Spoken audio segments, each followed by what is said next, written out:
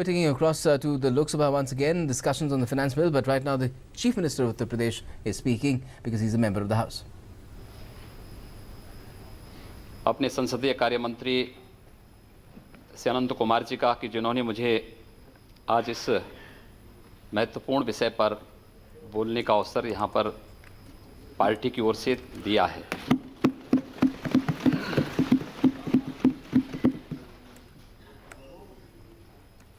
महोदया, जिन परिस्थितियों में श्री नरेंद्र मोदी जी के नेतृत्व की सरकार को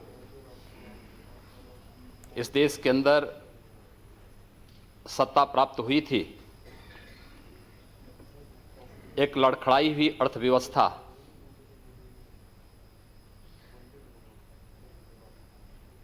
विकास दर में निरंतर हो रही गिरावट, देश में अविश्वास का माहौल और जिस दृढ़ता के साथ पिछले 3 वर्षों के अंदर देश की विकास दर को आगे बढ़ा करके इस देश में एक कल्याणकारी सरकार की स्थापना करके सुशासन स्थापित करने में केंद्र की मोदी सरकार सफल हुई है। और केवल भारत ही नहीं बल्कि दुनिया में देश दुनिया के लोकतंत्र के लिए और लोकतांत्रिक व्यवस्था के लिए उन सभी देशों के लिए एक आदर्श बना है। और यही कारण है कि दुनिया में अब कहीं भी जहां चुनाव हो रहे हैं तो वहां पर एक आइकॉन के रूप में देश के प्रधानमंत्री श्री नरेंद्र मोदी जी को लोग सामने रखते हैं। विकास का ढांचा कैसे होना चाहिए लोग भारत से देखना और समझना चाहते हैं। एक अत्यंत विपरीत परिस्थितियां थीं 2014 में इस सरकार के सामने, जब राजकीय घाटा जो सकल घरेलू उत्पाद का था वह 8.9% और राजस्व घाटा जो सकल घरेलू उत्पाद का 2.8% पर पहुंच चुका था। मुद्रास्फीति की दर 11.2% और सकल घरेलू उत्पाद का जो चालू खाता था वो 4.6% तक पहुंच चुका था। उन स्थितियों में सत्ता संभाली थी देश के यशस्वी प्रधानमंत्री के रूप में श्री नरेंद्र मोदी जी ने। और पिछले 3 वर्ष के दौरान इस सरकार ने देश के विकास दर को 8 से 8.5% तक ले जाने में सफलता प्राप्त की है। यह दुनिया के लिए कौतूहल और आश्चर्य का विषय है। विमुद्रीकरण की घटना पर दुनिया ये देखना चाहती थी कि आखिर इसके परिणाम क्या होंगे। उसके बावजूद देश की विकास दर 7.9% से ऊपर जा रही है। यह भारत जैसे उभरती हुई अर्थव्यवस्था दुनिया में आश्चर्य और कौतूहल का विषय है।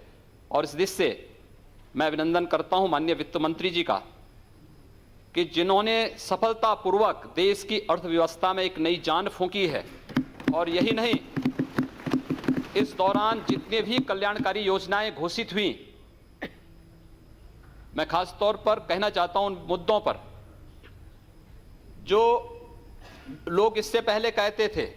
2014 के पूर्व तमाम प्रकार की भ्रांतियां पैदा की जाती थी, तमाम प्रकार के भ्रम पैदा किए जाते थे, लेकिन चुनाव के दौरान भी और उसके बाद भी माननीय प्रधानमंत्री जी ने पूरी दृढ़ता के साथ जिन बातों को कहा कि हमारी सरकार इस देश के किसानों के लिए, इस देश के गरीबों के लिए समर्पित होगी। उसमें कोई जाति, कोई मत, कोई पंथ या कोई मजहब नहीं, बल्कि इस देश के उस आम नागरिक के लिए समर्पित होकर के कार्य करेगी जो वास्तव में इस देश में विकास का सही मायने में हकदार है। और उस तक पहुंचाने के लिए जिस प्रकार का कार्य किया, महोदया, मुझे याद है 1996-98 के दौरान कुछ प्राकृतिक आपदाओं से पीड़ित किसानों के बीच में मुझे जाने का अवसर प्राप्त हुआ था। उस दौरान मैं देखता था कि सरकार चेक देती थी उन किसानों को 1000 रुपए की, तो 1000 रुपए का जो चेक उन किसानों को मिलता था, उन किसानों के पास अपने खाते नहीं होते थे। बैंक में जाते थे तो बैंक उनको कहता था कि खाता आपके पास नहीं है, आप पहले 500 रुपया जमा करिए तब तुम्हारा ये चेक जमा हो पाएगा बैंक में। किसी सरकार ने नहीं सोचा, लेकिन जनधन योजना के माध्यम से देश के अंदर 25 करोड़ गरीबों के परिवारों के खाते खोलना, यह देश के गरीबों के प्रति इस सरकार की सोच को प्रदर्शित करता है, जो आम नागरिक के लिए, उसमें हर जाति के लोग थे, हर मत हर लिंग से जुड़े हुए लोग थे, कोई भेदभाव किसी के साथ नहीं हुआ। इस सरकार ने उसके बाद जो योजनाएं घोषित की, चाहे वो डिजिटल इंडिया का हो, स्टार्टअप इंडिया का रहा हो, स्टैंड अप इंडिया का हो, इस देश के युवाओं के स्वावलंबन के लिए प्रधानमंत्री मुद्रा बैंक योजना की शुरुआत कितनी अच्छी योजना थी। इस देश की महिलाओं के लिए समर्पित प्रधानमंत्री उज्ज्वला योजना, गांव में हम लोगों को जाने का अवसर प्राप्त होता है और आज एक गांव की गृहिणी इस बात को कहती है कि अब मुझे इस बात की चिंता नहीं कि लकड़ी नहीं मिलेगी या बरसात के कारण अगर ईंधन उसे प्राप्त नहीं होगा तो उसके घर में रसोई नहीं जलेगी, क्योंकि प्रधानमंत्री जी ने उसके घर तक उज्ज्वला योजना के अंतर्गत रसोई गैस पहुंचा दिया है। कल्याणकारी योजनाओं को किस हद तक पहुंचाने का कार्य और किस तत्परता के साथ हुआ है, इस 2.5-3 वर्ष के दौरान जितनी कल्याणकारी योजनाएं इस देश के अंदर, विकास की योजनाएं जिस तत्परता के साथ प्रारंभ की गई, वह देश और दुनिया में एक आदर्श मॉडल के रूप में भारत सबके सामने प्रस्तुत हुआ है। और इसलिए मैं आप, जब वित्त विधेयक पर चर्चा हो रही है, इस देश का पूर्वी भारत विकास के पैमाने पर हमेशा पिछड़ता जाता था, उपेक्षित था, कोई उनके बारे में नहीं सोचता था। मैं स्वयं पूर्वी उत्तर प्रदेश से 1998 से लगातार इस सदन में चुन करके आता हूं और आता रहा, हम अपनी बात को कहते रहे, कोई सुनता नहीं था। 26 वर्षों से गोरखपुर का फर्टिलाइजर कारखाना बंद था। जब भी हम लोग अपनी बात को रखते थे तो कहते थे इसके बारे में कोई पॉलिसी बनाएंगे, बंद उद्योग को कैसे चला पाएंगे। लेकिन मैं धन्यवाद दूंगा और आभारी हूं माननीय प्रधानमंत्री जी का, 26 वर्षों से बंद उस गोरखपुर के फर्टिलाइजर कारखाने को न केवल माननीय प्रधानमंत्री जी ने पिछले वर्ष जाकर के शिलान्यास किया है, वहां पर कार्य भी प्रारंभ हो गया है और 2019 से पहले गोरखपुर में, बरौनी में, सिंदरी में नए फर्टिलाइजर कारखाना स्थापित होकर के खाद उत्पादन का कार्य, उर्वरक उत्पादन का कार्य प्रारंभ भी हो जाएगा। पूर्वी उत्तर प्रदेश में मैं इस सदन में लगातार चिल्लाता था, उत्तर प्रदेश के 34 जिले इंसेफ्लाइटिस से पीड़ित थे, मासूम बच्चे मरते थे। आश्चर्य होता है मुझे इस बात पर कि जो लोग बार बार इस बात को कहते थे, दलितों की बात करते थे, अल्पसंख्यकों की बात करते थे, अधिकतर मरने वाले बच्चे दलित और अल्पसंख्यक समुदाय के थे, 90% बच्चे उस समुदाय के थे, लेकिन उनकी पीड़ा को कभी किसी के द्वारा यहां पर सहानुभूति दिखाने का प्रयास नहीं हुआ। माननीय प्रधानमंत्री जी ने गोरखपुर को एम्स दिया और एम्स जैसा चिकित्सा संस्थान गोरखपुर में आज कार्य उसका प्रारंभ हो रहा है। देश के अंदर बुनियादी ढांचे का विकास कैसे होना चाहिए, यह मॉडल देश के अंदर प्रधानमंत्री ग्रामीण सड़क योजना के माध्यम से हमारे आदरणीय नेता पूर्व प्रधानमंत्री श्री अटल बिहारी वाजपेयी जी ने तो प्रारंभ किया था। इस देश के अंदर अंतर्राष्ट्रीय मानक के 4 लेन और 6 लेन के एक्सप्रेसवे बन सकते हैं, यह मॉडल उन्होंने इस देश को दिया। और आज जिस तेजी के साथ इस देश के अंदर कार्य प्रारंभ हुआ है, वह मुझे लगता है कि विकास का एक अद्भुत ढांचा जो भारत को दुनिया की एक महाशक्ति के रूप में स्थापित करने में महत्वपूर्ण भूमिका का निर्वाह कर सकता है। महोदय, मैं आभारी हूं कि इस सदन में 1998 से लेकर के अब तक मुझे बहुत कुछ जानने, सीखने, संसदीय प्रणाली के बारे में बहुत कुछ सीखने का अवसर मुझे यहां प्राप्त हुआ है। और उत्तर प्रदेश के बारे में आज उत्तर प्रदेश का दायित्व मेरी पार्टी ने मुझे सौंपा है और मैं उत्तर प्रदेश में सेवा के लिए अपनी सेवाएं वहां प्रदान करने के लिए जा रहा हूं। लेकिन मुझे बड़े दुख के साथ कहना पड़ता है कि 2.5 वर्ष में 2.5 लाख करोड़ रुपए केंद्र की मोदी सरकार ने उत्तर प्रदेश को दिए, लेकिन इस दौरान मात्र 78,000 करोड़ रुपए ही उत्तर प्रदेश के अंदर व्यय हो पाए हैं, क्योंकि उनका कोई विकास का ढांचा नहीं था।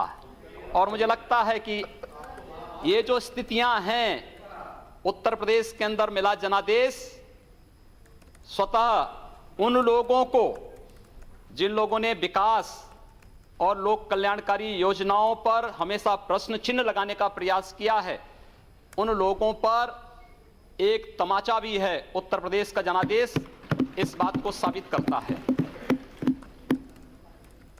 मैं केवल अनुरोध करना चाहूंगा महोदय आप सबसे कि उत्तर प्रदेश के अंदर विकास का एक नया ढांचा सबका साथ और सबके विकास की तर्ज पर अपने नेता आदरणीय प्रधानमंत्री श्री नरेंद्र मोदी जी के मार्गदर्शन में उत्तर प्रदेश के अंदर उत्तर प्रदेश की नई सरकार स्थापित करेगी।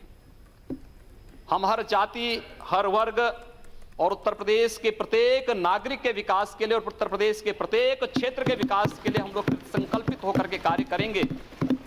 जो धनराशि अब तक खर्च नहीं हो पाई है, किन कारणों से खर्च नहीं हो पाई है, इन पर हम लोग प्रभावी ढंग से कार्य करने के दृष्टि से आज यहां पर उपस्थित हुए हैं।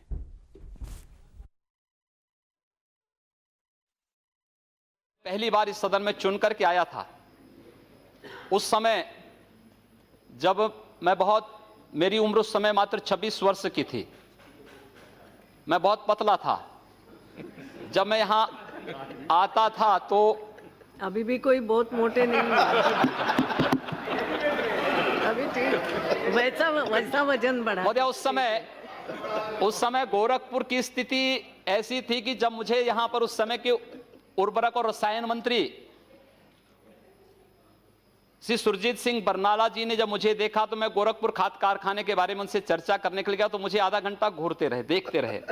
उन्होंने कहा आप गोरखपुर से चुन के आए हैं? मैंने कहा जी हाँ। कहा गोरखपुर से? मैंने कहा हाँ।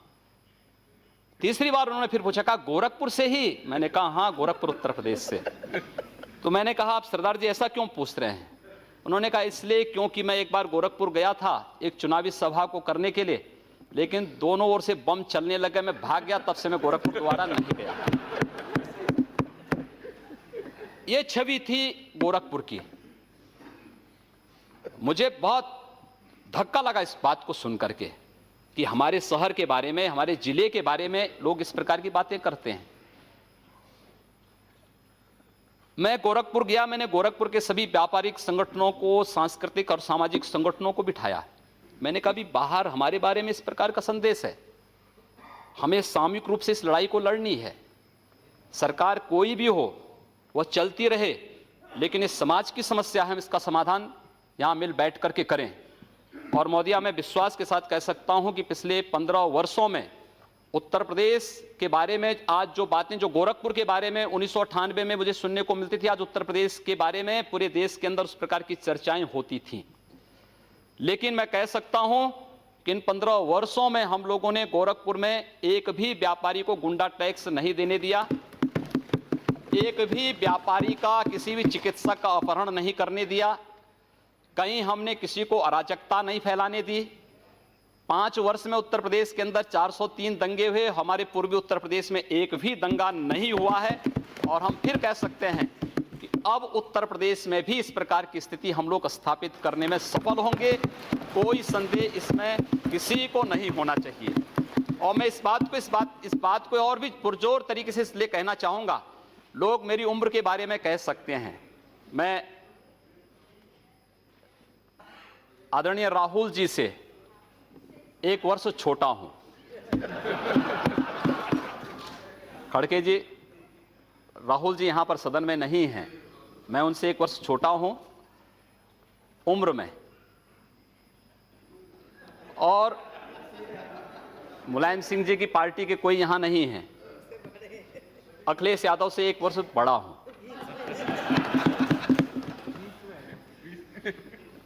एक जो दोनों की जोड़ी के बीच में मैं जो आ गया, मुझे लगता है कि यह आपकी विफलता का एक बड़ा कारण हो सकता है। लेकिन मैं आप सबको आमंत्रित करूंगा, आप सबका प्यार और स्नेह। आप बोल सकते हैं। अरे क्यों? अरे मेरा नाम लेकर आप बोले ना। अब इसीलिए वो राहुल जी 1 साल उनसे बड़े हैं, अखिलेश जी उनसे 1 साल छोटे हैं, उनके दोनों के बीच में वो है। लेकिन अब आप एक बार आप अधिकार में आए हैं, वहाँ के चीफ मिनिस्टर बने हैं, आपको बधाई देता हूँ। लेकिन आप इस स्टैंडर्ड को मेंटेन करो। चीफ मिनिस्टर बन के जब आप उस कुर्सी पे बैठते हो, उसी की गरिमा रख के आगे चलो। मैं उसी की गरिमा की बात करने के लिए आया हूँ। आपसे बड़े हैं इसलिए अच्छा आशीर्वाद दिया है, जी। समझ लो। अध्यक्ष महोदय, मैं आप सबको इस बात, आप लोगों ने मुझे बड़ा स्नेह दिया है और मैंने शुरू में ही कहा कि मैंने बहुत कुछ सीखा है इस सदन से। वास्तव में एक सामान्य शिष्टाचार और मैनर क्या होता है संसद में सीखा जा सकता है। हम लोग, जब मैं पहली बार चुना गया था सांसद, तो मैं इस बात के लिए थोड़ा अंदर से संकित था कि पता नहीं कैसा व्यवहार होता है। लेकिन जैसे ही हम लोग संसद परिसर में प्रवेश किए, यहाँ के एक एक कर्मचारी का जो सद्व्यवहार था, जो शिष्टाचार था, और वह केवल सदन में हम लोग यहाँ पर बहुत बार वह देखने लायक है, उस समाज को बताने लायक है, क्योंकि बाहर हमारे बारे में बड़ी भ्रांत धारणाएं पैदा की जाती हैं। सदन के अंदर जो शोरगुल होता है, मानते हैं लोकतांत्रिक प्रक्रिया का एक हिस्सा हो सकता है।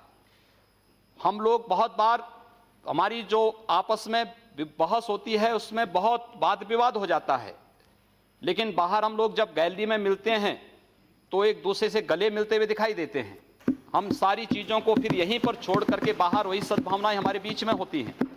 और मैं इस सब से, इसीलिए आप पूरे सदन से मैं इस बात को कहना चाहूँगा कि हमारी पार्टी ने, हमारे नेता ने मुझे जो दायित्व दिया है, मैं आप सबको आमंत्रित करूँगा उत्तर प्रदेश में। आप उत्तर प्रदेश में आए, स्वागत होगा आप सबका। उत्तर प्रदेश आदरणीय प्रधानमंत्री जी के सपनों का प्रदेश होगा, देश का उत्कृष्ट प्रदेश होगा, भ्रष्टाचार मुक्त प्रदेश होगा, दंगों से मुक्त प्रदेश होगा, अराजकता और गुंडागिर्दी से मुक्त प्रदेश होगा। और उत्तर प्रदेश में हम विकास का एक ऐसा मॉडल देंगे कि उत्तर प्रदेश के नौजवानों को पलायन नहीं करना पड़ेगा। उत्तर प्रदेश में माताओं और बहनों को अपनी सुरक्षा के लिए कहीं गुहार नहीं करना पड़ेगा। और यह कार्य वहां पर प्रारंभ आप देखिए अवश्य। और मैं आपको खासतौर पर, खड़गे जी, आप तो यहाँ पर नेता के रूप में हैं और हम आपको सादर आमंत्रित करेंगे। मैं पूरे सदन को आमंत्रित करूंगा कि वह उत्तर प्रदेश में आए और उत्तर प्रदेश में आप देखते रहिए, बहुत कुछ बंदी होने जा रही है वहां।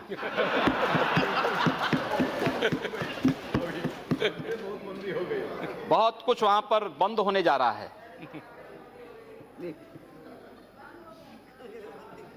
अध्यक्ष जी, आपने भी हम लोगों को बड़ा स्नेह दिया है इस सदन में, और आपने जिस कुशलता से इस सदन को संचालित करने और इस सदन में आने वाले नए सदस्यों को अवसर दे करके आगे बढ़ने का जो अवसर दिया, एक मंच के रूप में देश की सर्वोच्च सदन में जो अवसर दिया है, मैं बार बार आभारी हूं। और पूरे सदन को मैं उत्तर प्रदेश में आमंत्रित करूंगा कि आप उत्तर प्रदेश में आएं। उत्तर प्रदेश आपका स्वागत करेगा और देश के माननीय प्रधानमंत्री जी के उत्तर प्रदेश के बारे में, उत्तर प्रदेश के विकास के बारे में, उत्तर प्रदेश में सुशासन स्थापित करने के बारे में जो सपने हैं, उन सपनों को साकार करता हुआ प्रदेश आपको उत्तर प्रदेश दिखाई देगा। यही कहते हुए मैं एक बार पुनः आप सबका आभारी व्यक्त करते हुए वाणी को यहीं पर विराम देता हूं। धन्यवाद।